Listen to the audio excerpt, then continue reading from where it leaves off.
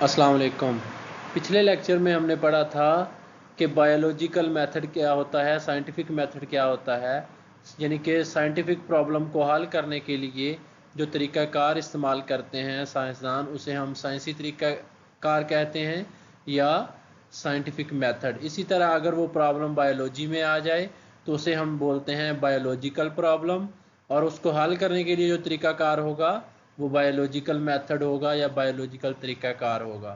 अब हमने देखना है कि माजी में इस तरीक़ाकार का इस्तेमाल करके किस तरह एक जो वबाई मरज़ थी मलेरिया जिसे हम बोलते हैं, कि उसे बायोलॉजिकल तरीक़ाकार से किस तरह इस प्रॉब्लम को हल किया गया। और ये एक बहुत बड़ी वबा थी जिसके बारे में ये लिखा गया है कि इंसानियत की तारीख़ में मलेरिया ने किसी भी दूसरी बीमारी से ज़्यादा अफराद को हलाक किया है।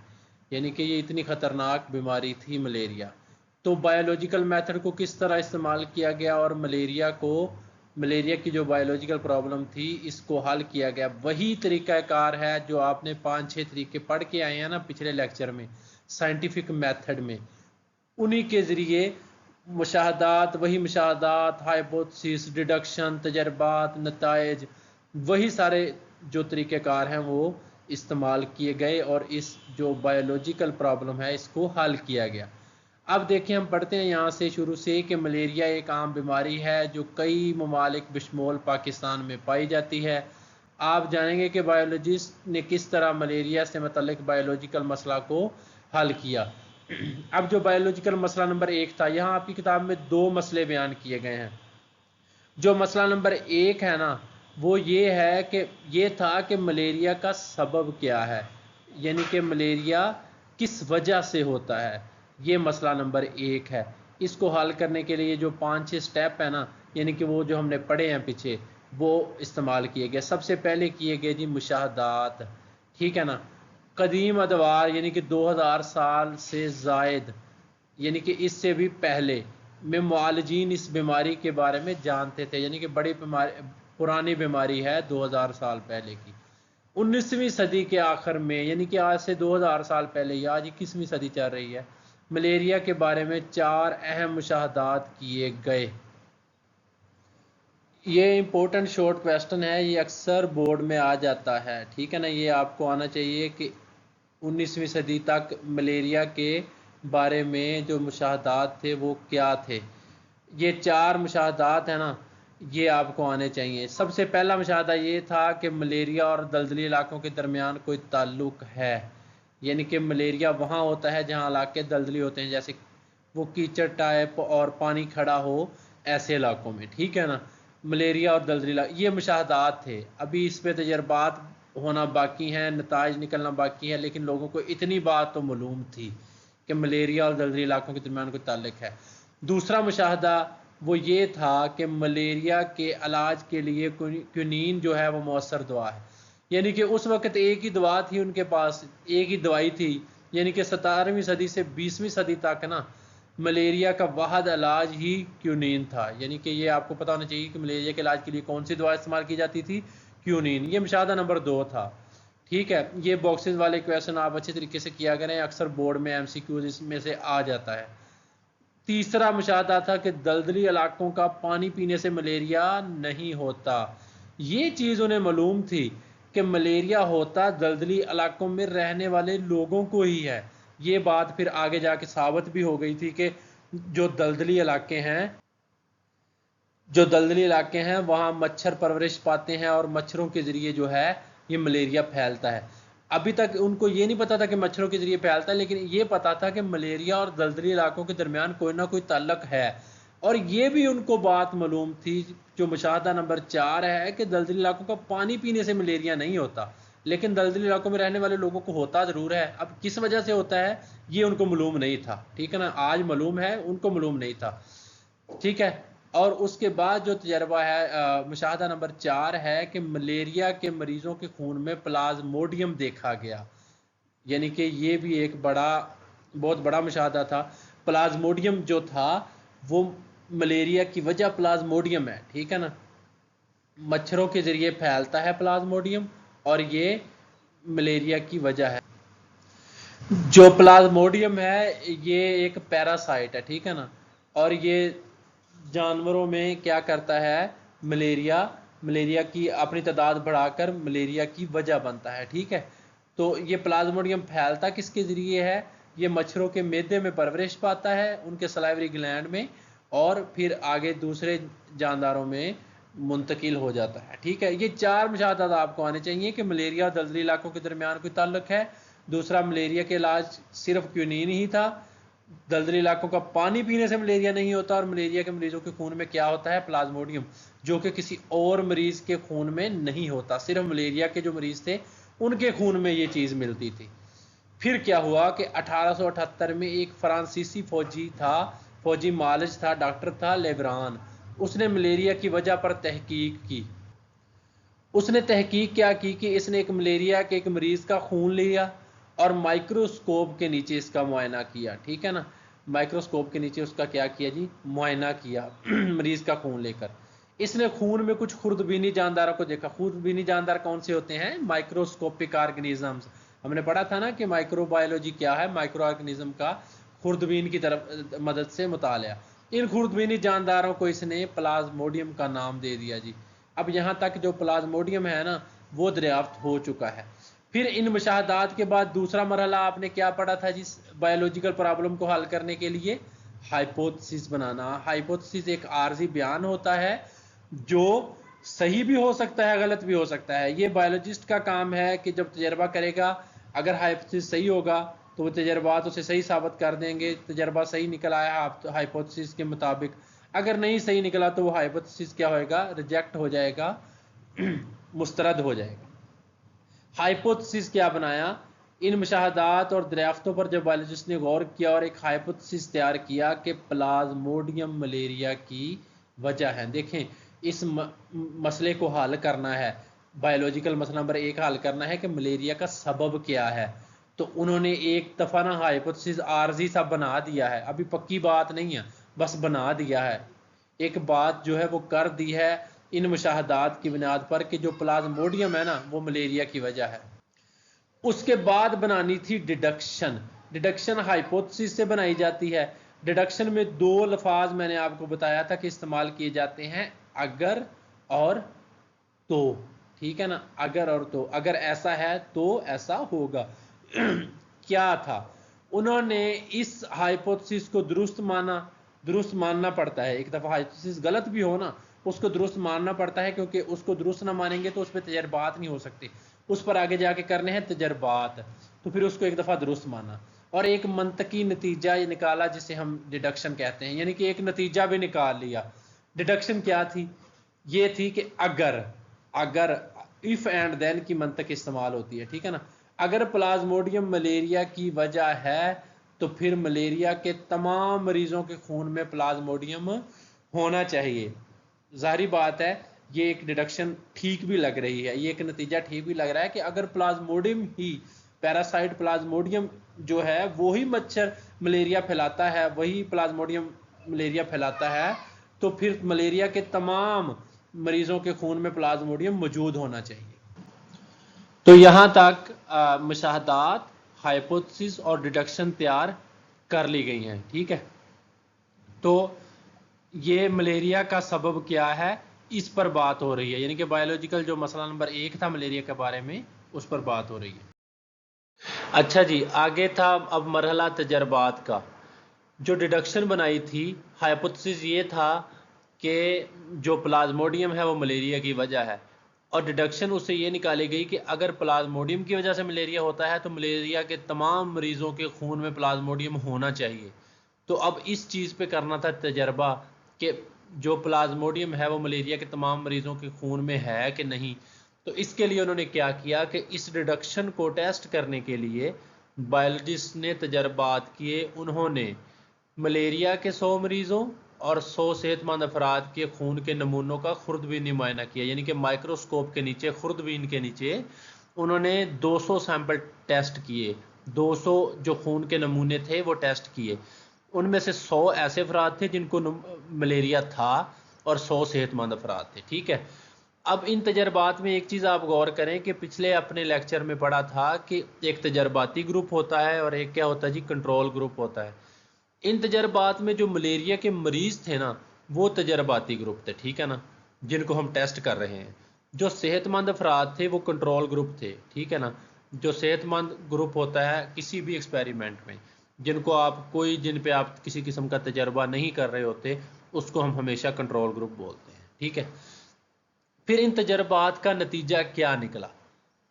اب جو نتیجہ نکلنا ہے نا اس نے ہائپوتھیسس کو صحیح ثابت کرنا ہے یا غلط ثابت کرنا ہے, ٹھیک ہے نا. نتیجہ نکل چکا ہے کہ ملیریا کے زیادہ تر مریضوں کے خون میں پلازموڈیم موجود تھا. تو اب ہمارا ہائپوتھیسس کیا تھا کہ جو پلازموڈیم ہے وہ ملیریا کی وجہ ہے, اور تجربے نے بھی یہ بات پھر صحیح ثابت کر دی, کیونکہ ان کے خون میں جو ملیریا کے مریض تھے ان کے خون میں کیا نکلا ہے جی, پلازموڈیم نکلا ہے. تو پھر یہ ہائپوتھیسس کیا ہو گیا, یہ نتیجہ اس ہائپوتھیسس کو درست ثابت کرتا ہے کہ پلازموڈیم ملیریا کی وجہ ہے. تو جو بایولوجیکل پرابلم نمبر 1 تھی نا کہ ملیریا کی وجہ کیا ہے, وہ صحیح ثابت ہوگی. اس کا جو جواب ہے وہ مل گیا ہے کہ پلازموڈیم ہے, جو پلازموڈیم ہے یہ ملیریا کی وجہ ہے. اب بایولوجیکل پرابلم نمبر 2 تھی, جو بایولوجیکل مسئلہ 2 تھا وہ شروع ہوتا ہے. اس کے لیے بھی یہی سٹیپس ہوں گے, مشاہدات کرنے ہیں, ہائپوتھیسس بنانا ہے, ٹھیک ہے نا, اور پھر ڈیڈکشن بنانی ہے, تجربات کرنے ہیں, نتائج ہیں, سارا کچھ وہی ہے, بس پرابلم بدل گئی ہے. پہلے پرابلم تھی کہ ملیریا کی وجہ کیا ہے, اب پرابلم یہ ہے کہ پلازموڈیم کس طرح انسان کے خون میں داخل ہوتا ہے. یعنی کہ یہ وجہ تو پتہ چل گئی کہ پلازموڈیم کی وجہ سے ملیریا ہوتا ہے. اب یہ معلوم کرنا ہے کہ انسان کے خون میں کیسے داخل ہوتا ہے. جب تک اس کا داخل ہونا نا ہمیں پتہ چلے گا خون میں کس طرح یہ انٹر ہوتا ہے, تب تک اس کو مزید سمجھنے کے لیے, اس بیماری کی پیچیدگیوں کو, اس سے بچاؤ کے لیے مشکل ہے. اور یہ سمجھنا کہ کون اس کو لے کر آتا ہے خون میں, پھر تب تک ہم اس چیز سے بچاؤ نہیں کر سکتے. تو اگلا بایولوجیکل مسئلہ یہ جاننا تھا کہ پلازموڈیم انسانی خون میں کیسے داخل ہوتا ہے. تو بایولوجسٹ کے پاس درج ذیل مشاہدات موجود تھے, یعنی کہ یہ مشاہدات پہلے سے موجود تھے جو پچھلی ریسرچ تھی. پہلا مشاہدہ یہ تھا کہ ملیریا کا دلدلی علاقوں سے تعلق ہے, یعنی کہ ملیریا کا تعلق دلدلی علاقوں سے ہے, ٹھیک ہے. دوسرا مشاہدہ یہ تھا کہ دلدلی جگہ کا پانی پینے سے ملیریا نہیں ہوتا تھا. اب یہ دیکھیں کہ یہ ایک انٹرسٹنگ چیز تھی کہ دلدلی علاقوں میں موجود لوگوں کو ملیریا تو ہوتا ہے لیکن وہاں کا پانی پینے سے نہیں ہوتا, ٹھیک ہے نا. تو کسی اور وجہ سے ہوتا ہے, وہ وجہ ڈھونڈنی تھی. وہ وجہ تھی مچھر کی وجہ سے ملیریا ہوتا تھا. آگے جا کر پھر بعد میں وہ دریافت ہوئی تھی, یعنی کہ پانی پینے کی وجہ سے ملیریا کا کوئی لنک نہیں تھا.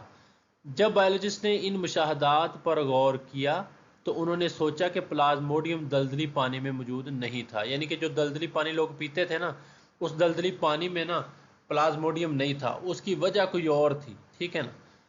اب پھر اس پر کام شروع ہوا, یعنی کہ پھر بایولوجیکل پرابلم کو حل کرنے کے لیے جو بایولوجیکل پرابلم نمبر 2 تھی یہ کہ پلازموڈیم کس طرح خون میں داخل ہوتا ہے, اس کے لیے سارا وہی بایولوجیکل طریقہ کار شروع ہوتا ہے دوبارہ. سب سے پہلے کیے جی مشاہدات. 1883 میں ایک معالج A.F.A. کنگ نے 20 مشاہدات کی فہرست بنائی. کتنے کی؟ 20 کی. یہ سوال MCQs کے طور پر پوچھا جا سکتا ہے. اس کے کچھ اہم مشاہدات یہ تھے. اب یہ بڑا امپورٹنٹ شارٹ کویسچن ہے کہ A.F.A. کنگ کے 3 یا 2 مشاہدات لکھیں. یہ شارٹ کویسچن کئی دفعہ بورڈ کے ایگزام میں پوچھا گیا ہے, شارٹ کویسچن ہے, یہ بڑا امپورٹنٹ ہے, ٹھیک ہے نا. یعنی کہ سب سے پہلے جو مشاہدہ تھا A.F.A. کنگ کا وہ یہ تھا کہ وہ لوگ جو باہر سوتے تھے ان میں ملیریا ہونے کے امکانات ان لوگوں کے مقابلے میں زیادہ تھے جو اندر سوتے تھے, ٹھیک ہے جی. یعنی کہ جو لوگ باہر سوتے تھے ان میں ملیریا زیادہ ہوتا تھا, جو لوگ کمروں میں سوتے تھے ان میں ملیریا کم ہوتا تھا. اب یہ سارے جو چیزیں ہیں نا, سارے مشاہدات اب یہ مچھروں کی طرف ہی جا رہے ہیں, ٹھیک ہے نا. وہ لوگ, اب دوسرا مشاہدہ, یہ پہلا ہو گیا, کہ جو باہر سوتے ہیں ان کو ملیریا زیادہ ہوتا ہے, جو اندر سوتے ہیں ان کو کم ہوتا ہے.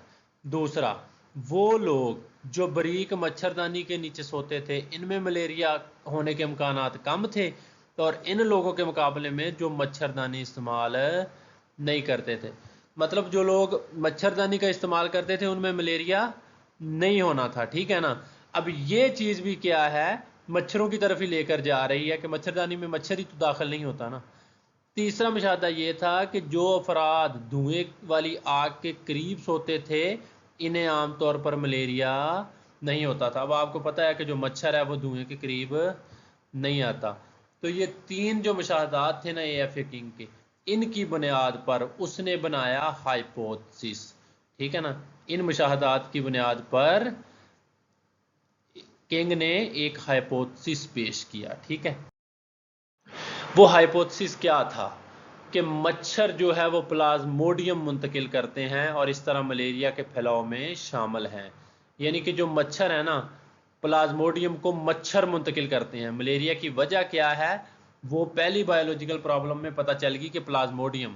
اب پلازموڈیم کو منتقل کون کرتا ہے, تو وہ مچھر ہیں جو پلازموڈیم کو ایک مریض سے دوسرے مریض میں اس طرح منتقل کرتے ہیں, ٹھیک ہے. اب ان مشاہدات کی بنیاد پر ڈیڈکشن بنائی گئی, ٹھیک ہے. اس ہائپوتھسس کی بنیاد پر ڈیڈکشن بنائی گئی. ڈیڈکشن میں آپ کو پتہ ہے کہ 2 الفاظ بڑے استعمال ہوتے ہیں, اگر اور تو. یعنی کہ if اگر کو بولتے ہیں, then تو کو بولتے ہیں. اگر مچھر ملیریا کے پھیلاؤ میں شامل ہیں تو پلازموڈیم مچھروں میں موجود ہونا چاہیے. یعنی کہ اگر پلازموڈیم مچھروں کے ذریعے پھیلتا ہے, یعنی کہ جو ملیریا کی مین وجہ ہے پلازموڈیم وہ مچھروں کے ذریعے پھیلتا ہے, تو یہ والے پلازموڈیم ہے نا جو یہ مچھروں میں لازمی موجود ہونے چاہیے. تو اب ڈیڈکشن کے بعد پھر کیا کرتے ہیں, ہم تجربات کرتے ہیں. اب تجربہ اور نتائج دیکھیے گا ذرا. اچھا جی, رونالڈ روس نے کیا کیا, وہ 1880 میں اس نے اوپر والی جو ڈیڈکشن تھی یعنی کہ مندرجہ بالا ڈیڈکشن کو ٹیسٹ کرنے کے لیے اہم تجربات کیے. وہ ایک برطانوی فوجی معالج تھے جو بھارت میں کام کر رہے تھے, ٹھیک ہے نا. اس نے کیا کیا, اس نے ایک مادہ اینوفلیز مچھر کو ملیریا کے مریض کو کاٹنے دیا. یعنی کہ ایک بندہ لیا اس نے جو ملیریا کا مریض تھا اور ایک مادہ مچھر لی اینوفلیز, اس سے اس مریض کو کٹوا دیا, ٹھیک ہے نا. بعد میں روس نے اس مچھر کو مارا اور مچھر کے معدے میں پلازموڈیم کو اپنی تعداد بڑھاتے پایا.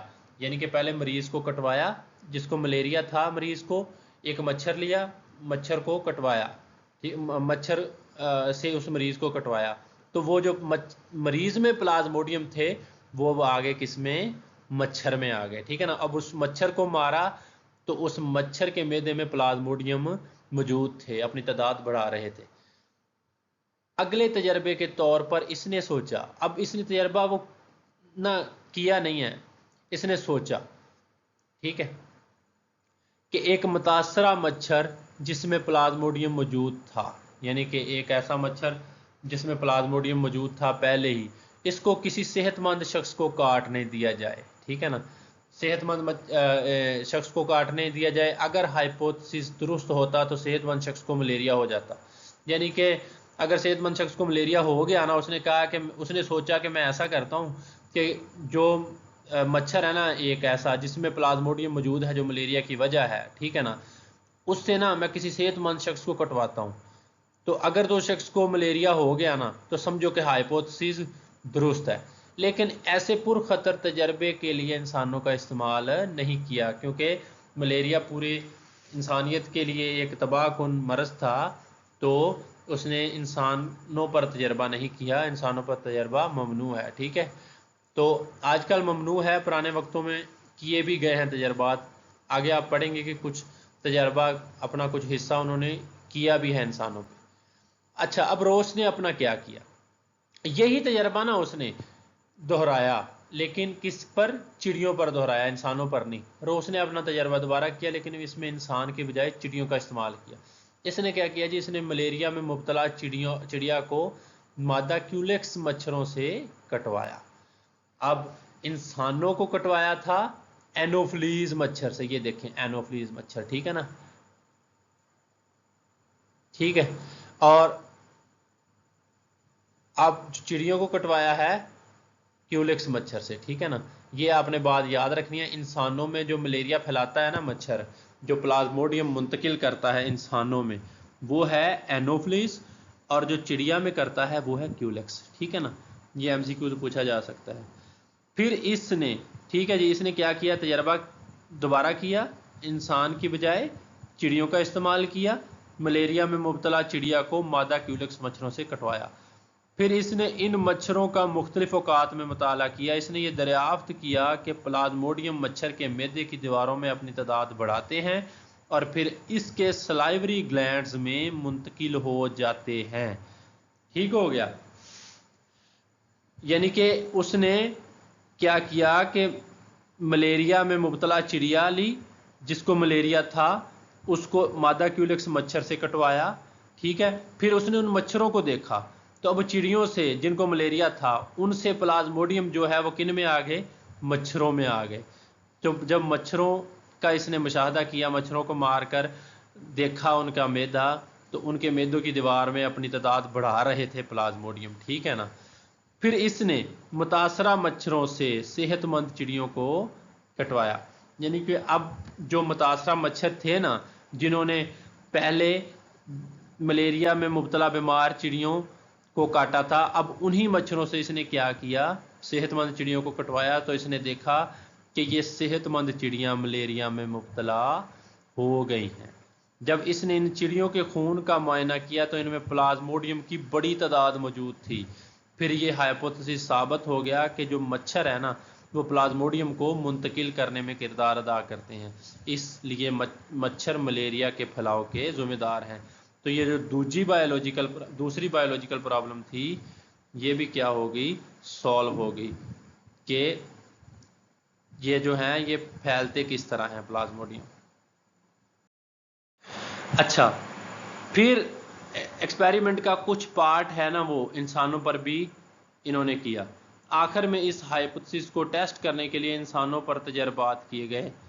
1898 में अतालवी बायोलॉजिस्ट ने एक एनोफ्लीज मच्छर को मलेरिया के मरीज को काटने दिया।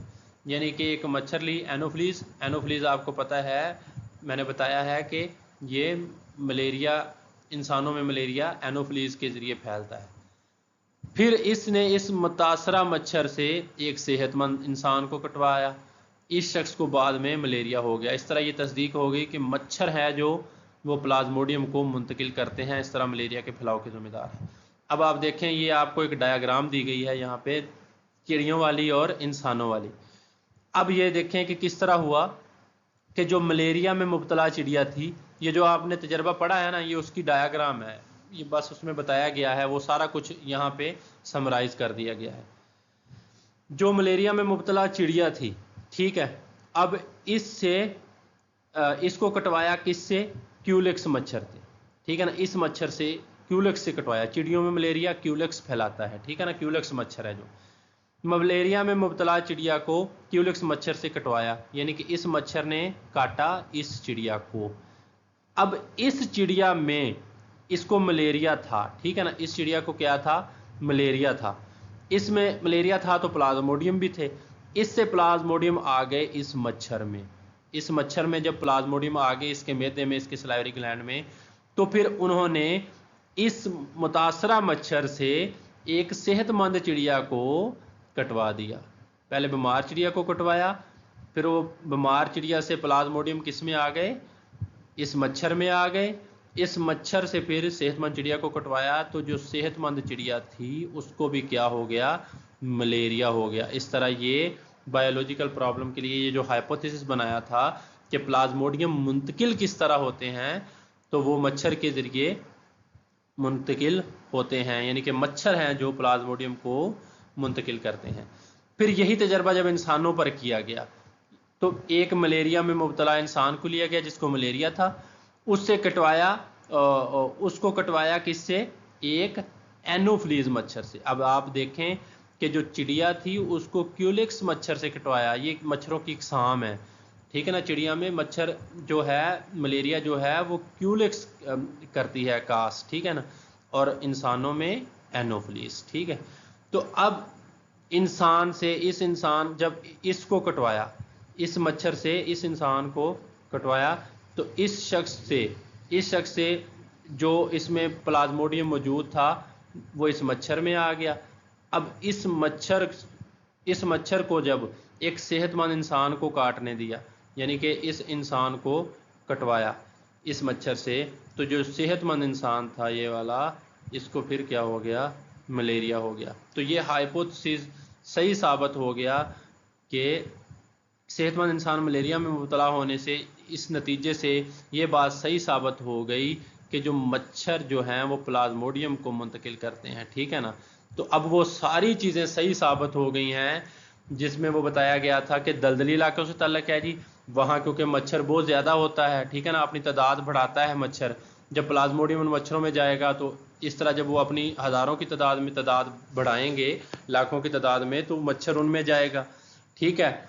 जो लोग धुएं के करीब सोते थे उन्हें नहीं होता था। अब आप उन मुशाहदात पे गौर करें तो जहाँ पे मच्छर नहीं होगा वहाँ पे मलेरिया भी नहीं होगा, क्योंकि मलेरिया जो है वो मच्छर ही तो फैलाते हैं। मलेरिया की वजह प्लाज्मोडियम है, और प्लाज्मोडियम को कौन फैलाता है, मच्छर, ठीक है ना। तो जो लोग मच्छरदानी में सोते हैं उनको भी मलेरिया नहीं होता था। क्यों? क्योंकि मलेरिया फैलाते हैं मच्छर, तो मच्छर मच्छरदानी में नहीं जाता, ठीक है। तो ये सारी चीज़ें थी जिससे ये बायोलॉजिकल प्रॉब्लम नंबर 1 हल कर ली गई कि मलेरिया की वजह क्या है। उसका नतीजा निकला कि प्लाज्मोडियम जब 100 मरीज़ों के खून में निकला, और दूसरी प्रॉब्लम ये थी कि ये प्लाज्मोडियम मुंतकिल कौन करता है, तो उस पर तजर्बात किए गए तो वो पता चला कि मच्छर मुंतकिल करते हैं, ठीक है जी। तो दूसरी बायोलॉजिकल प्रॉब्लम भी हल हो गई। तो ये फ़ायदा है बायोलॉजिकल मेथड का कि इससे, इसके स्टेप को फॉलो करते हुए आप कोई भी बायोलॉजिकल प्रॉब्लम को हल कर सकते हैं। अब 3 इंपॉर्टेंट MCQs हैं यहाँ पे, जो मैंने 2 आपको बता दिए हैं कि जो इंसानों में, चिड़िया में है ना मलेरिया की मुंतकिली की वजह, ये सबसे नीचे देखें, वो क्यूलेक्स मच्छर है। वो कौन सा मच्छर है जी? क्यूलेक्स मच्छर है। और इंसान में मलेरिया की मुंतकिल की वजह एनोफ्लीज मच्छर है, ठीक है ना। ये आपको 2 नाम आने चाहिए। और तीसरा नाम जो बड़ी ही मशहूर वायरस है, एक डेंगू वायरस है, जो ये भी मच्छरों से फैलती है। और मच्छरों की कौन सी किस्म फैलाती है? एडीज मच्छर। कौन सा मच्छर? एडीज मच्छर, ठीक है ना। एडीज मच्छर जो है वो डेंगू बुखार को मुंतकिल करता है, ठीक हो गया। तो ये 3 मच्छर, क्यूलेक्स मच्छर चिड़िया में मुंतकिली की वजह, एनोफ्लीज मच्छर इंसानों में मलेरिया की मुंतकिली की वजह, और जो डेंगू बुखार है वो मुंतकिल होता है एडीज मच्छर की, ठीक है। चलें, ये था बायोलॉजिकल प्रॉब्लम। बायोलॉजिकल मेथड को इस्तेमाल करते हुए किस तरह हम बायोलॉजिकल प्रॉब्लम को हल कर सकते हैं।